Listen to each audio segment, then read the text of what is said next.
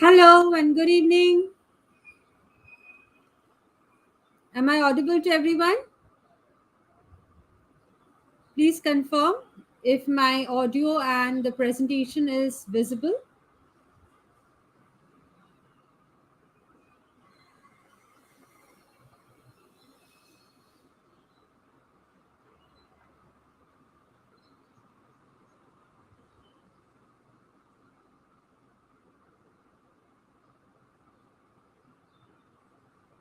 Okay. So in the last session, in the last week, we had taken up the same topic, right? Population genetics from 11E and brain behavior and learning from 11F. But that day we discussed about some theoretical questions, right? We had questions in paragraphs and we tried to analyze that paragraph and see what is happening. So they were like very subjective questions.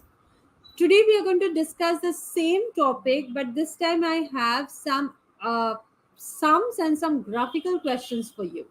Okay, what the students I find is that you may be thorough with the subjective kind. Okay, if you know the subject, you have to analyze it, you get to the point. But the mathematical section is a part where some of the students are very weak in. Okay, because you have to remember the formulas, and not only remembering the formulas, but you have to apply those formulas in the correct manner to get to the answer of that sum. Even the graphical questions. Okay, so this is one area. Like population genetics is a place where you get a lot of sums, lot of mathematical questions. And brain behavior learning also, there is a particular topic which is your kin selection. From that kin selection you get the mathematical questions as well. Apart from that, from the brain behavior learning part, you get the graphical based questions. Even from speciation, which is a part of your population genetics, this particular subsection, there also you can get the graphical representations and you need to analyze those graphs. So I have a handful, the same 10 set of questions like how I have for every session, but this time it is a mixture of some maths and the graphs.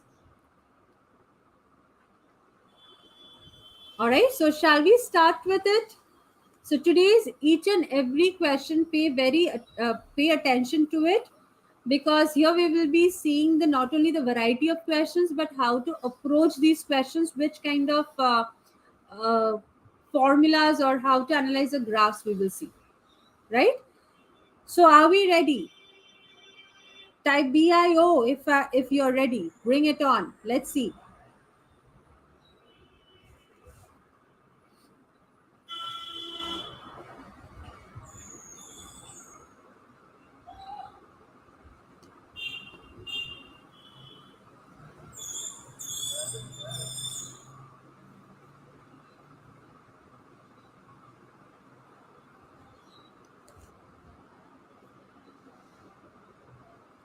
Okay, so that's great. So I will ask if each and every one of you to have your pen and paper in front of you, okay, and try solving the questions.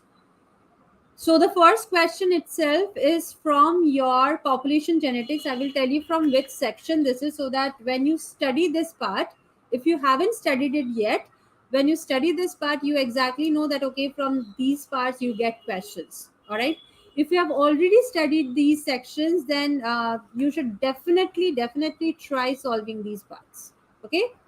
So this is a question. They are saying that in a population at Hardy-Weinberg equilibrium, the genotype frequencies are homozygous dominant is 0.59, heterozygous is 0.16, homozygous recessive is 0.25. What are the frequencies of the two alleles at this locus? All right. So basically, when you study your population genetics, the first thing that you have to study is the allelic frequency, how to calculate the allelic frequency and how to calculate the genotypic frequency. Okay, allelic frequencies and the genotypic frequency. So this is a question where they have asked you to find out the allelic frequency. Allelic frequency, you can find it out by two methods depending upon what kind of data is given to you. All right. One is from, if the data is given as number of individuals of a particular genotype. If this is given to you, then use one kind of formula. If the frequency of a particular genotype is given to you, then use the second formula. So in this case, since the frequency of the genotype is given to you, so use this formula to solve the question. Okay. So let's see if you remember that formula. I will not tell you that formula right now. So I've given you a hint how to solve the question, from where this question is coming. So now you recollect that formula and you try to solve this question, and then I will, show you the formula and I will solve it for you. So this is how you're going to have to approach. Okay, you have to first see, understand from where it has been taken and which kind of formula. So if I consider this particular section, you have three different formulas: one for genotypic frequency and two for allelic frequency. So you have to look at the question and identify like which formula you have to use for this. Otherwise, it is a very straightforward question. If someone goes wrong with the formula selection, then they will go wrong.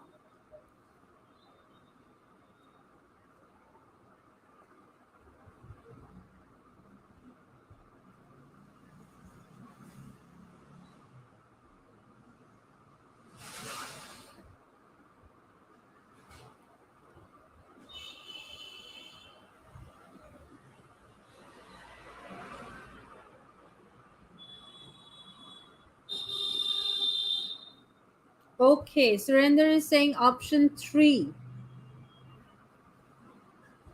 What about the others? Surrender, did you solve for both A1 and A2, or are you giving me the answer based on A1?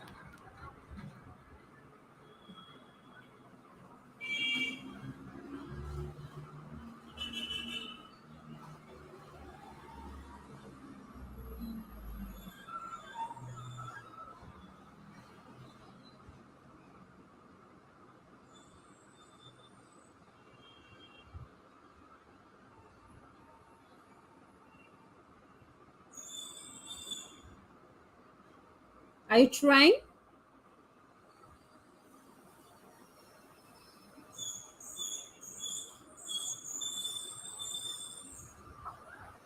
Okay, Surrender, good.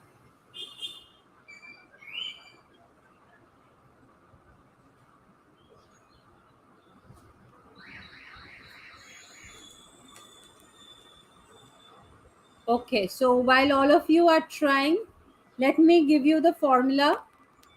I hope by this time you have tried something, you're scribbling. So when the genotypic frequency is given to you, you use the formula f of A1 is equals to frequency of the homozygous genotype plus half of the frequency of the heterozygote. Half of the frequency of the heterozygote. Similarly, if they ask you for the second allele, so this is your P. P is equals to this.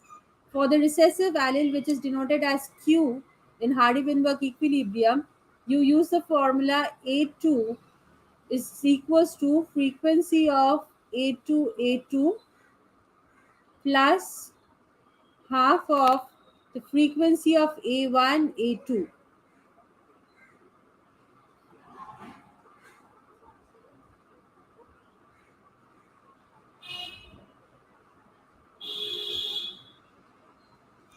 So now can you solve and tell me what should be the answer? Don't go wrong in the calculation.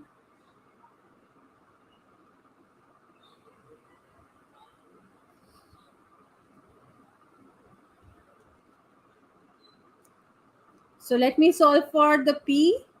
So if I use that formula, right, that is if I try to find out the frequency of A1, then it will come as your 0.59 plus half of 0.16. Okay, so if you solve this, it is coming to as 0.67. Solving for the next allele, that is frequency of A2, it is 0.25 plus half of 0.16, which is coming as your 0.33. So in this case, the correct answer is option 3. Very good. Surinder asked Shru, very good. Understood, everyone? So this is a very simple sum that you can get from the genotypic frequency, allelic frequency using these formulas, not the formulas of your Hardy-Weinberg. Okay? Moving to the next question. This is a question from your kin selection. So when you will study kin selection, okay, kin selection, you will study about Hamilton's rule.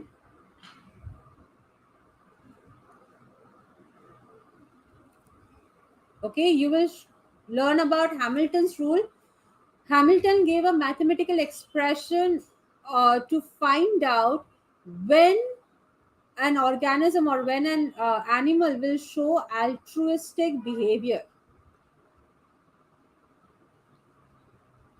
Okay, so you have to know that formula of Hamilton. Hamilton's formula you have to know in order to find out the answer to this question.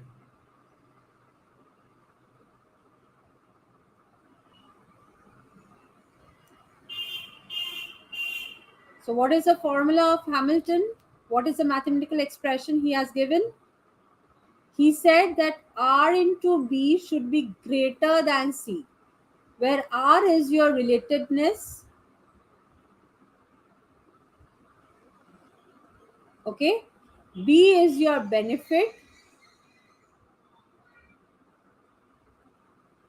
and C is the cost to that actor.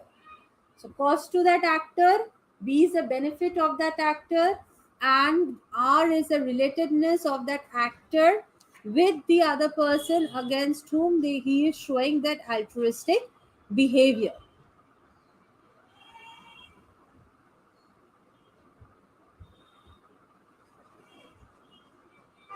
Right? So here it is very, very important to understand what they are saying. Okay, what is their they are trying to denote, because here they are talking about the relationship between A and B. Okay, because until and unless you understand the relationship between this A and B, you will not be able to understand what will be the value of the relatedness. Now this is a value that you have to memorize. The benefit and the cost will be mentioned in your question, but relatedness will not be mentioned in your question. You have to memorize what the relatedness, okay, the coefficient of relatedness, rather, the coefficient of relatedness. Okay, this is the coefficient of relatedness with respect to the relationship. So in this case, first let us try to understand what is the relationship between between A and B. So according to the statement, it is very clearly understood that the father has two wives, right? And from the two wives, he has got these two sons. So I can say, like, say for here it is A, here say it is B. Okay, that means what is the relationship between A and B? They are step brothers, isn't it? They are step brothers. So this is one thing very clear. So what is the coefficient of relatedness for step brothers? It is, for them, R is equals to 0.25. Okay, so this is something that You have to analyze and you have to come to the value of R. Now, what you have to do is, now they are saying that under what conditions should he help B following the Hamilton's rule. So, Hamilton's rule, when it is satisfied, when R into B is greater than the cost, only then the altruistic act will be performed. That means your B will be helping A. Sorry, A will be helping B. Okay? So, we have to find out. So, cost is given to us, right? C is given to us, which is 30. Benefit is something we need to understand, we need to find out. So simply my R into B is greater than C. So over here, if I simplify this, I will get that B should be greater than 120. Just put the value of R, put the value of C. Okay, and simplify it, you will straight away get to the fact that over here B should be greater than C. B should be greater than 120. So this is the correct answer.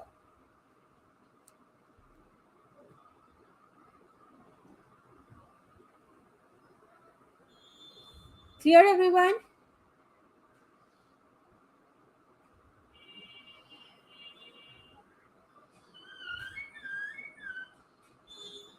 All right. Moving to the next question. Again, this is a question from your population genetics. When you're studying population genetics, you have to study Hardy-Weinberg equilibrium, okay, and the factors which are necessary, the factors which are necessary to maintain the population in a Hardy-Weinberg equilibrium, and also understand that when these factors are not met, then how your Hardy-Weinberg equilibrium will alter. Okay, so Hardy-Weinberg equilibrium is saying that P plus Q is equals to 1, P square plus 2PQ plus Q square will be 1 only when the conditions of Hardy-Weinberg equilibrium is met. If not, then it will change. Okay, and one of the conditions of Hardy-Weinberg is that there will be no inbreeding. Fine. So that is a section that you have to study while you're studying the population genetics, because this is a question which has been asked from that part, that from the concept that if inbreeding is taking place, then what will happen to the Hardy-Weinberg? How will it change? How will you calculate the allelic frequency if there is an inbreeding?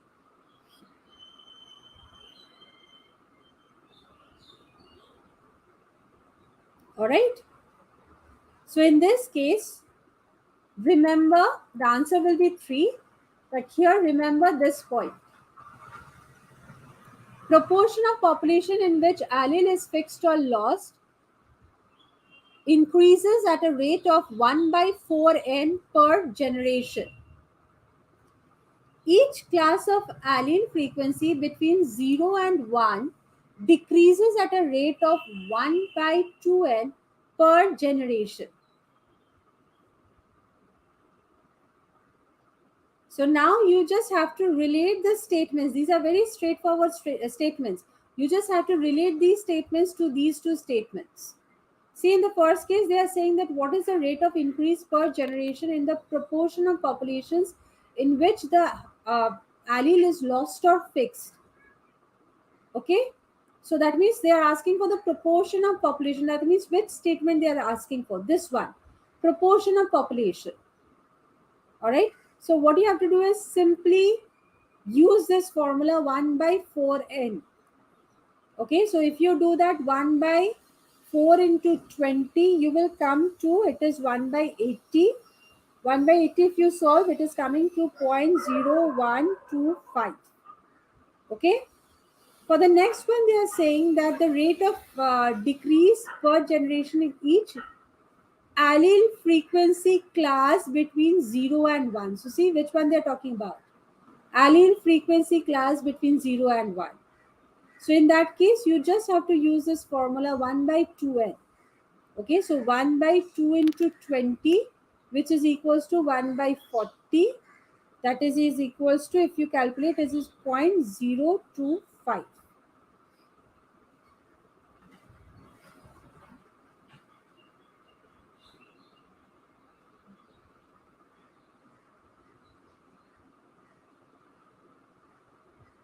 All right.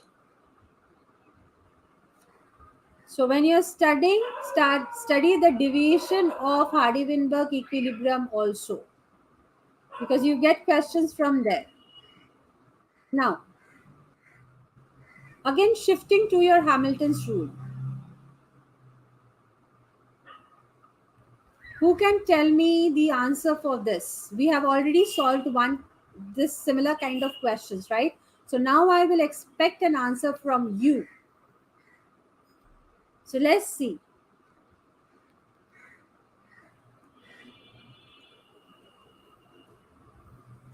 So I will not say anything now. I've already explained it in the last sum. If you have followed it, then you should be able to analyze this question.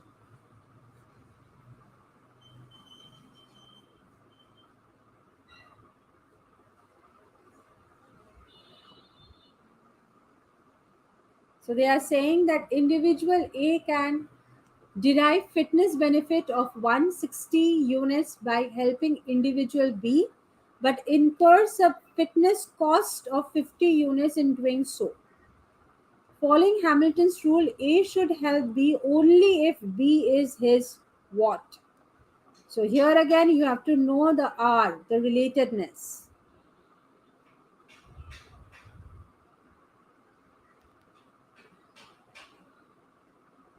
So in the options they have given brother or sister, first cousin, cousin or uncle, nephew or niece. So you have to know the relatedness of B with, the coefficient of relatedness of B with these individuals.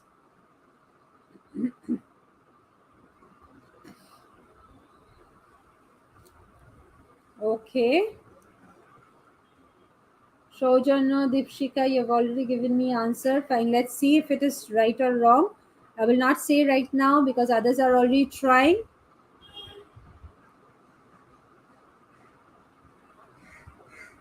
So let's hold on to that suspense.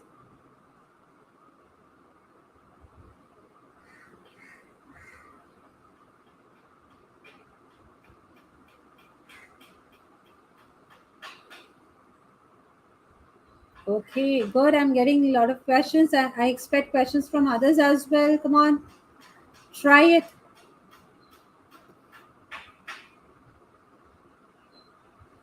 So, what does Hamilton rule says? R into B should be greater than C, right? They have already given you B, which is 160, greater than C, which is your 50.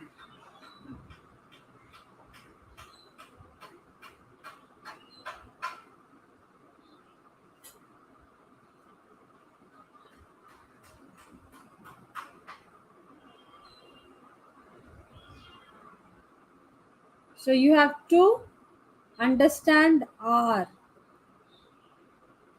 So, see, for brother and sister, it is 0.5. First cousin, the relatedness is 0.25. Uncle or cousin, you can't take this option because uncle is 0.25, cousin is 0.125. Okay, so two different relatedness are included here, so this is not right. Okay, this option itself, you can't use it. Nephew or niece, this is 0.25.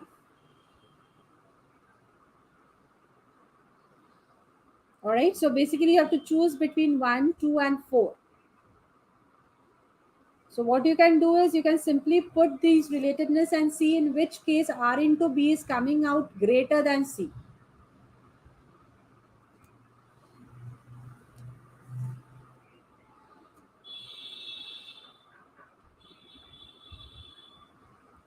No, just by looking at B is greater than C will not help. Okay. B is 160, C is 50. That will not help because there is a factor of R. Zero point 0.5 means R is half. 0.25 means R is 1 by 4.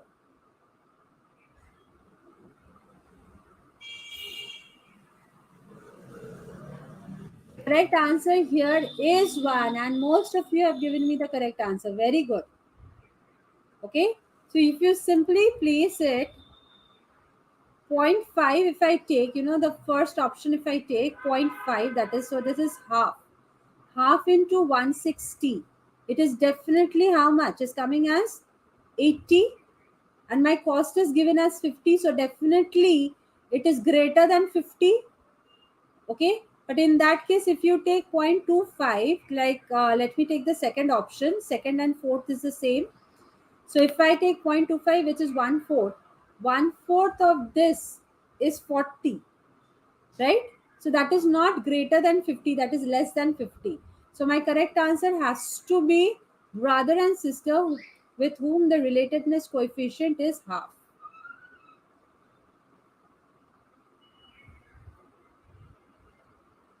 Okay, yes, they are closely related, but you don't know what is the relationship between A and B, right? So that is what you have to find out. So A and B, they are either brothers or they are brother sisters. That is the conclusion. Okay, B can be the brother of A or B can be the sister of A. Only then A will be helping B.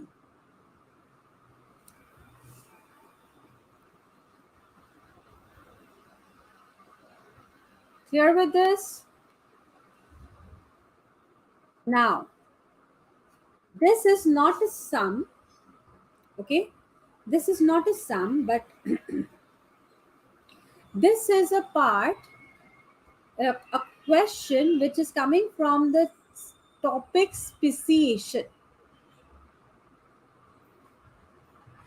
Okay, which is part of your unit 11E, that is your population genetics. So under speciation, you have the concept of co-evolution. While you study co-evolution, you have to study the red queen hypothesis. How many of you know about the red queen hypothesis? It's a very interesting idea. The red queen hypothesis. The red queen, the concept itself, it has come from Alice in Wonderland. I'm sure everyone has heard about this children's book, the story Alice in Wonderland,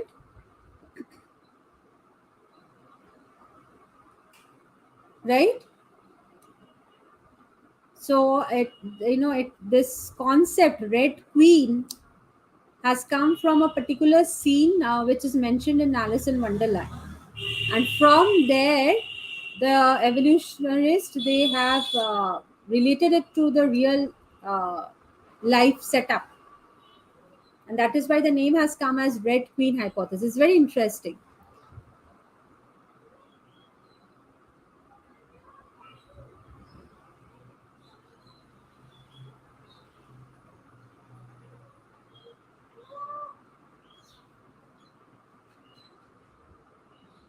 So they are saying that the red queen hypothesis is related to the mating order in the harem of a polygamous male, the elimination of deleterious mutations by sexual reproduction, mate selection process by a female in a league, the evolutionary arms race between the host and the parasite. So even if you don't know what is the red queen from the hints or from whatever information I've given you of this red queen hypothesis, you should be able to come to the conclusion.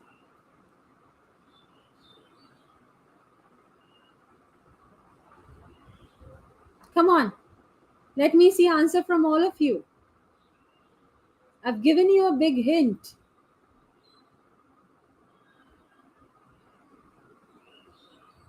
This is dealing with your co-evolution. Co-evolution means two individuals related individuals. They are somehow dependent upon each other. When one individual evolves, the other individual also evolves.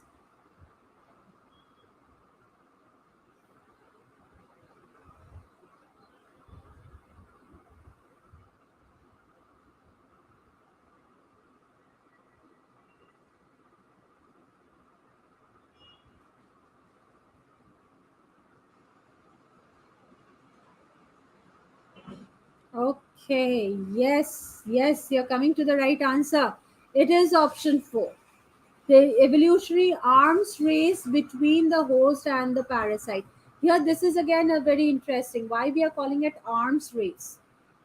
Why we are calling it at arms race? See, if you consider two countries, okay, who are say antagonistic to each other, like they are somehow enemies of each other.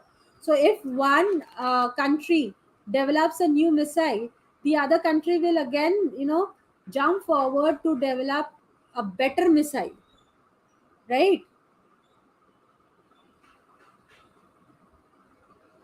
So that is why it is known as your arms race. It's a type of your co-evolution. You're competing, you're racing, and you're co-evolving. Okay. Martin, ma'am, why my screen is not clear though I have increased the quality? Martin, it can be an internet issue on your end. Okay, maybe that is why the screen is not clear.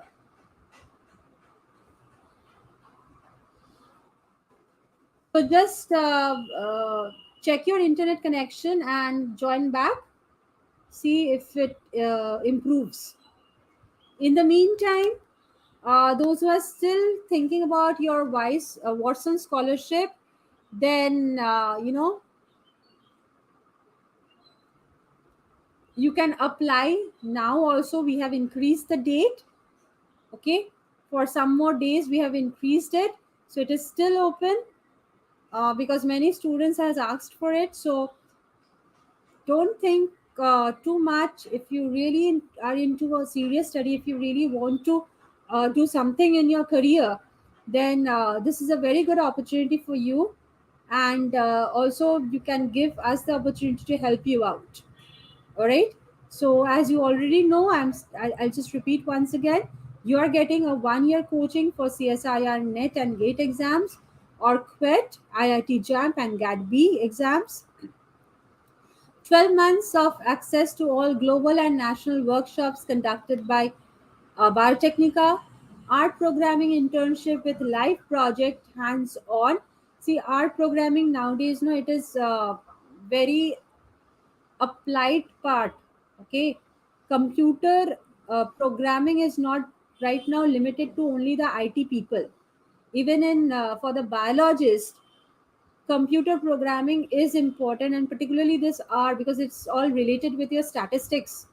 Okay, and in biology, as you are aware of it, that we do a lot of statistical study.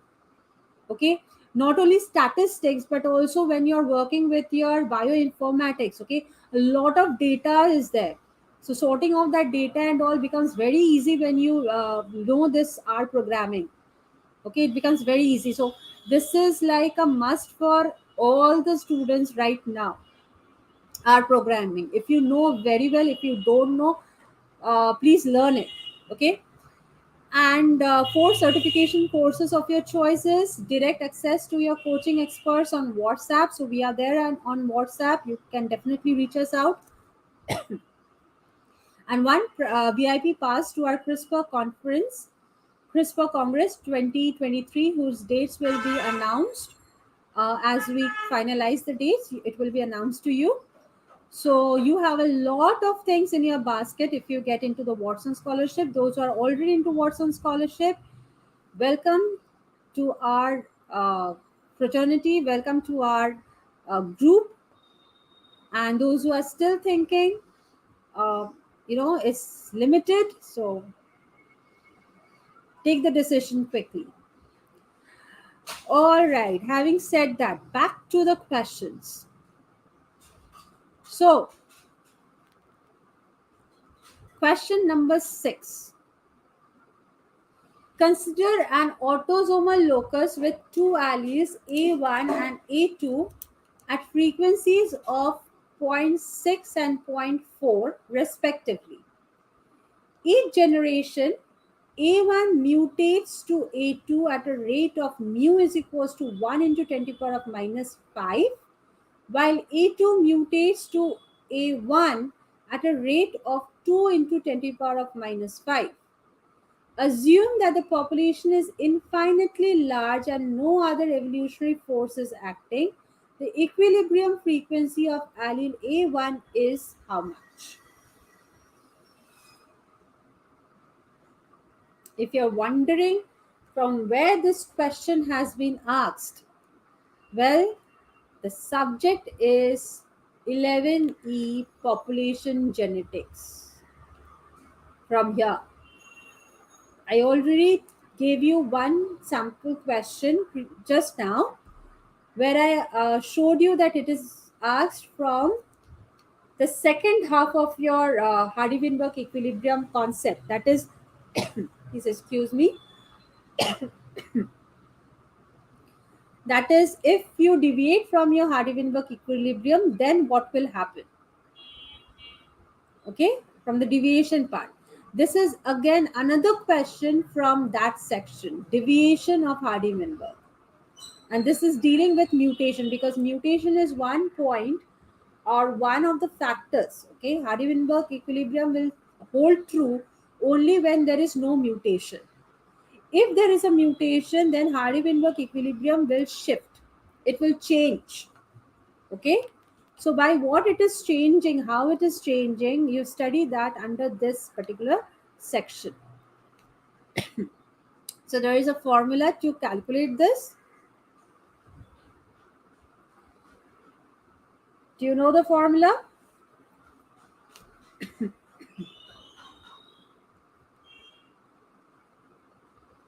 Okay. And one more thing I want to mention here, if you look at this question, for those who already know the formula, it'll be easier for you to understand. And for those who don't, pay attention to this as well. You know, there are basically two informations given to you, two different categories of information. In one place, they have given you the alleles frequency. Can you see? With allele frequency of zero point 0.6 and zero point 0.4, they have given you. And a second set of information that is given to you is the mutation rate, the rate of mutation. So one is they are saying A2, A1 to A2. So if I consider this as my forward mutation, the other one they have given you is A2 to A1, which is your reverse mutation,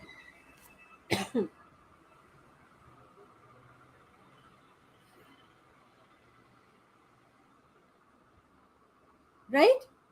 So they have given you two sets of information. Now to solve this question, you just need this information, not this. They have given you this information to confuse you.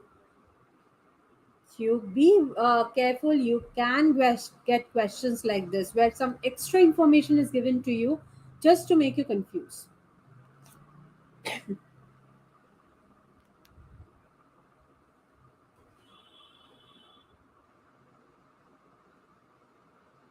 Okay, so some of you are already trying.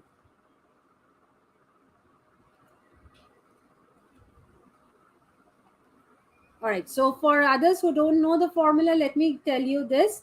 If you want to find out the forward mutation rate, okay, that is how much A1 is converting to A2. And if you want to find out what is the frequency of A1, which is your P, you have to use the formulas mu is equals to mu plus nu. If you're trying to find out the frequency of A2, which is your Q, you have to use the formula mu by mu plus nu.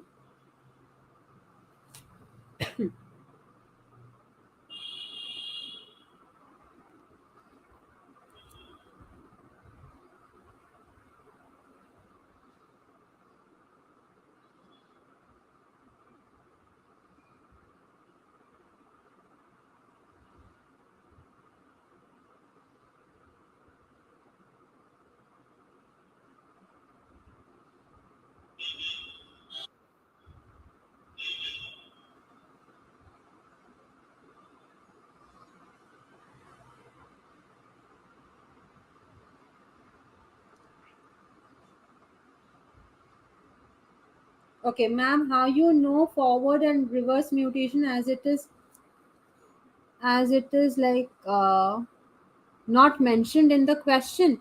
Well, see, uh, simply they're saying A1 to A2, right? So in general, I take this as my forward mutation, and they are saying rate of A1 to A2 is mu.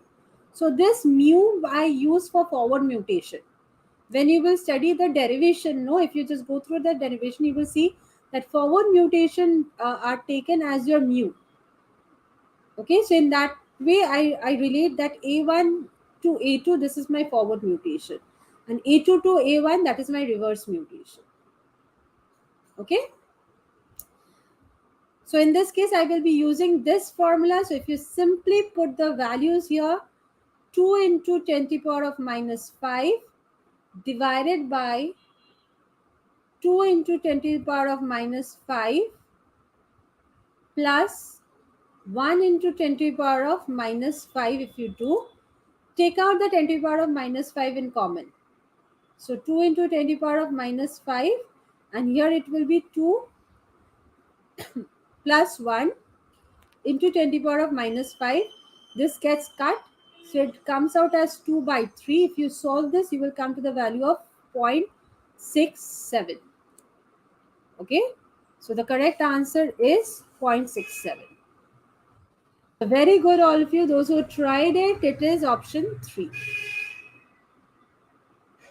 So this is again another type of question I've shown you from a different idea, and also a question which, you know, is a bit tricky. You have to have a very clear idea to know it, like to eliminate the data that has been given to you. And these kinds of tricky questions are not only for your this unit 11, but in other units as well, you get like this kind of tricky questions. Unit 8 also, you can get these kinds of tricky questions. Okay, all right, so moving to question number 7. In question number 7, Sahil, good evening. They are saying that temporal isolation in breeding seasons between closely related species leads to reproductive isolation. Given below are breeding seasons of different species of frogs. Which of the above plots represent temporal isolation in breeding seasons among closely related sympatric speciation? So this is a question which has been asked from the topic speciation, which is under your 11E. Okay, which is under your 11E. Now, there are different mechanisms of speciation, different mechanism, behavioral, temporal, okay, many kinds of these things are there. Now, temporal means the time. The time of the breeding season is different. Okay, if the time of the breeding season is different, then obviously breeding is not possible. So, reproductive isolation by changing the time of the breeding season, that is your temporal isolation.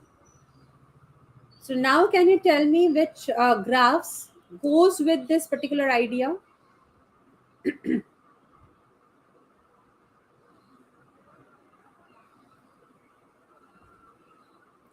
So the peaks they are showing you, the peaks is symbolizing when they are most active, reproductively active.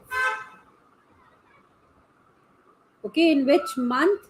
This is your month, January, February, March, April, in the month they have given you. So in when they are most active reproductively. And remember, you have to find out a graph where they are showing you that there is a temporal isolation. That means you have isolated the two species based on different breeding time. Their breeding time has differed in such a way that they can never breed again together.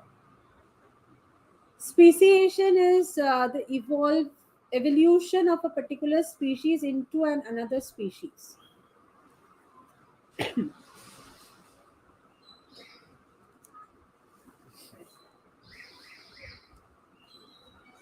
So in this case, the correct answer is option 3.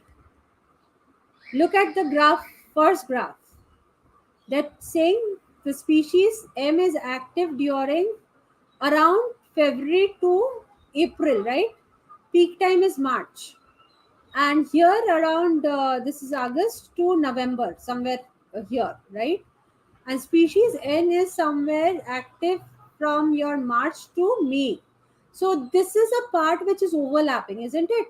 So M and N can breed within this section of time, this period of time. So there will not be any reproductive isolation. But what about graph B and C? Your species O is active during September to December, whereas species B is active during March to around July.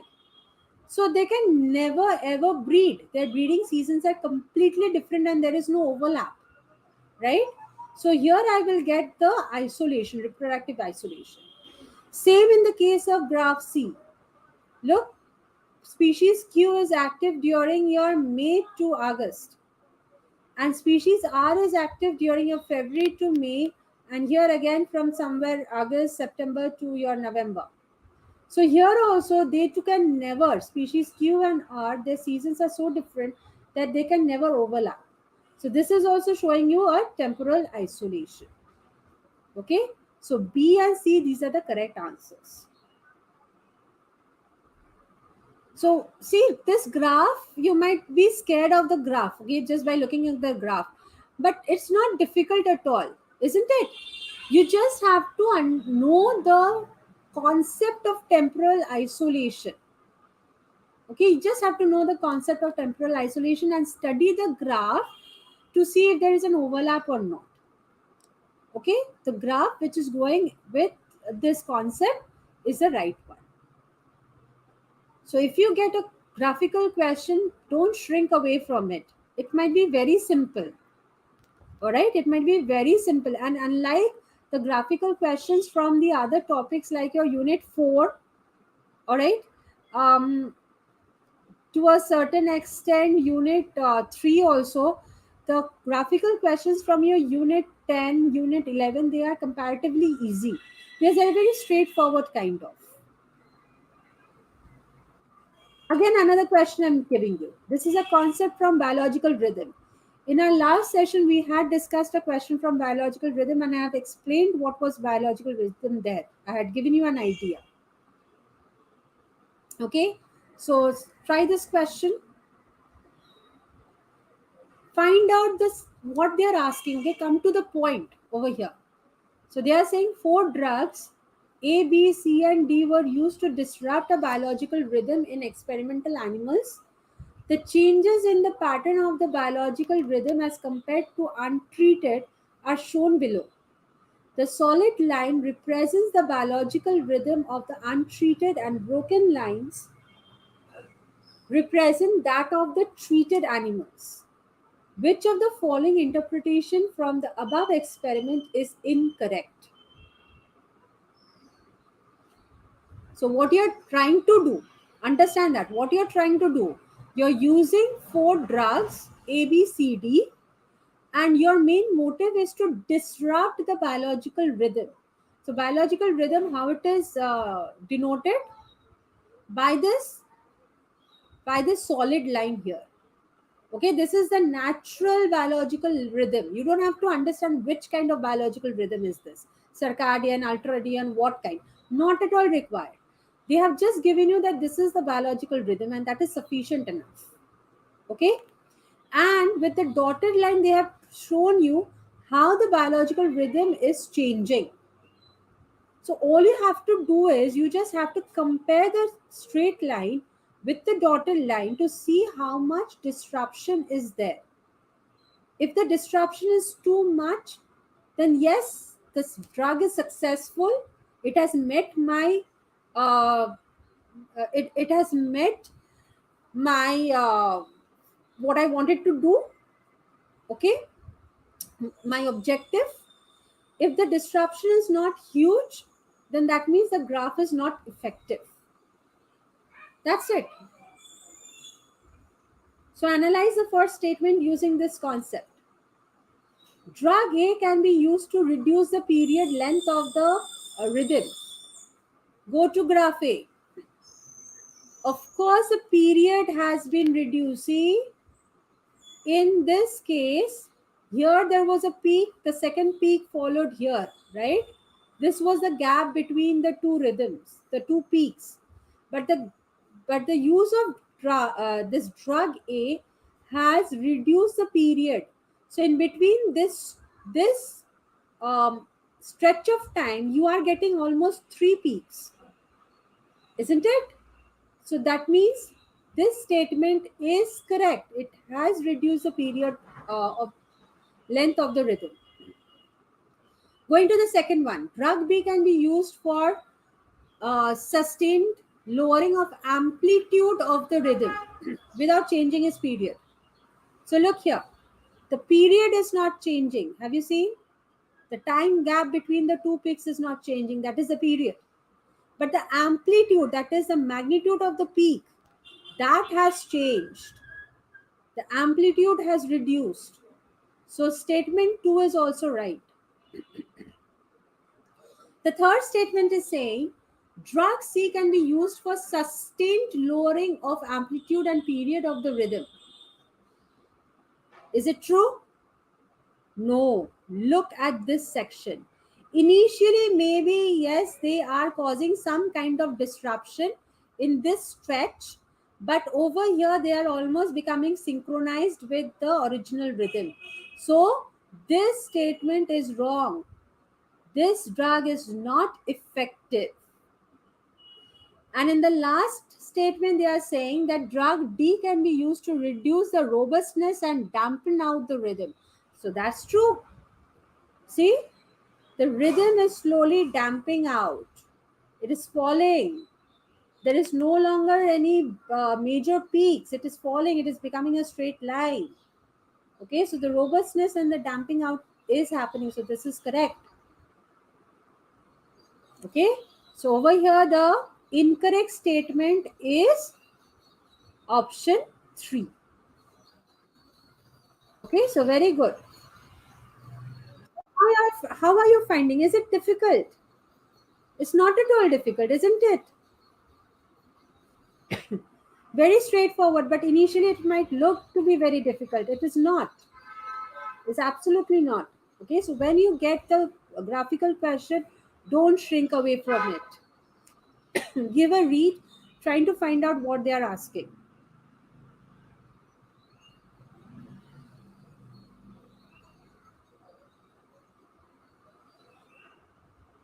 Okay, now this is a tricky question. Many of you post this question to me in our chat site, Biotechnica chat group that we have. Many students give me this question.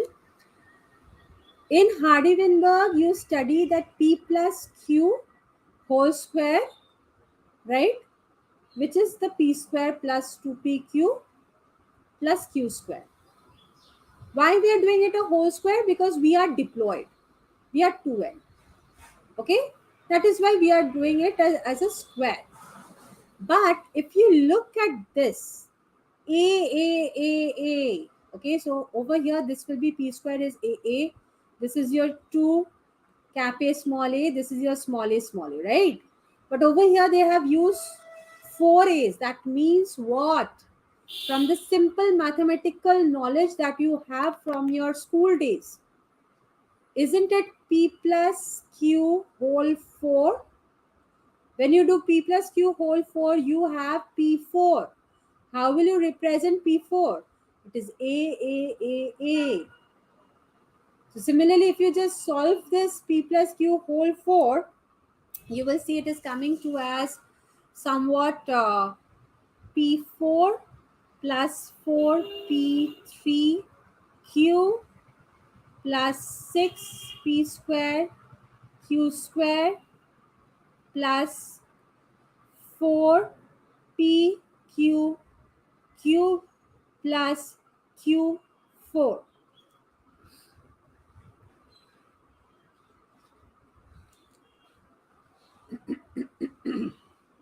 Okay, so now if you simply put the values of P and put the value of Q, you will get to the answer, the correct answer. is as simple as this. You will come to the correct answer. Okay, so do that. You will see the correct answer is option 1. All right. Since I'm going short of time, I have to end the session. I'm not going into the calculation. This is something which you will be able to do. Okay, very simple calculations. So I'm skipping the calculation and just follow this thing. Okay.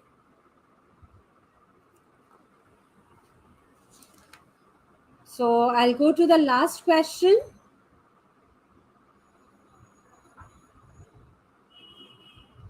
which is the graphical question. Again, don't shrink from this. Such a big one. No, this is simple. Is there any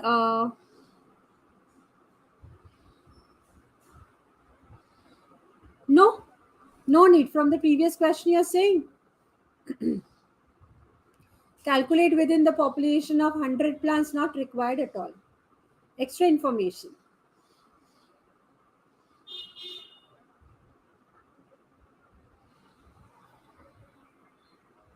Acha, wait a minute. No, wait. You have 100 plants. You have to use 100 plants because what you're going to get is a frequency, right?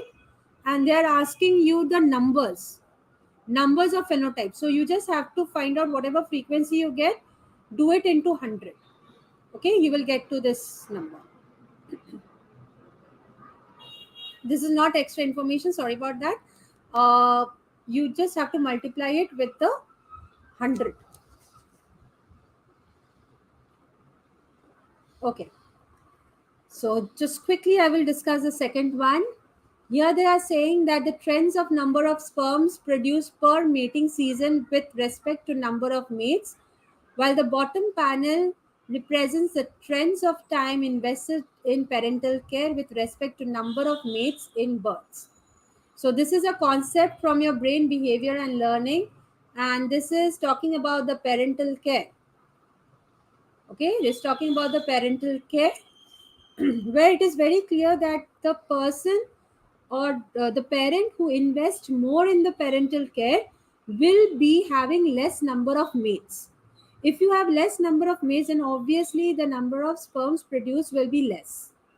So if you analyze the two graphs, you will see that in this case the correct option is this.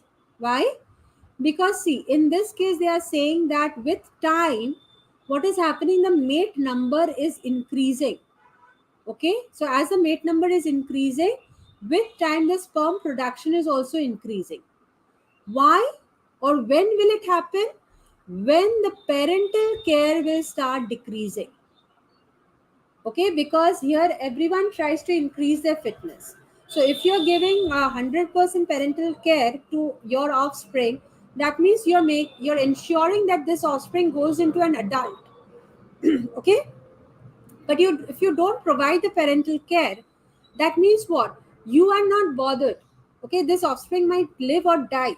If it dies, then obviously your fitness will be reduced. So in that case, what you do is you mate with other mates and you have more number of offsprings. Out of those many, at least some will be surviving. So some will be having your genes, right? So in that proportion, your fitness will increase. That is the concept of parental care with your uh, with the number of mates, okay, and the success. Okay, so here also the graph is not very difficult. You have to have a very clear concept about this parental care and the the investment policy, the time investment. So this was the last question of today. So how did you find it? So next time when you study this particular topic, Unit 11, please do practice the graphical question and the mathematical questions also. Okay. So with this, I will end my session here. Meet you in another session Okay, where we will discuss some more questions. So thank you everyone and good night.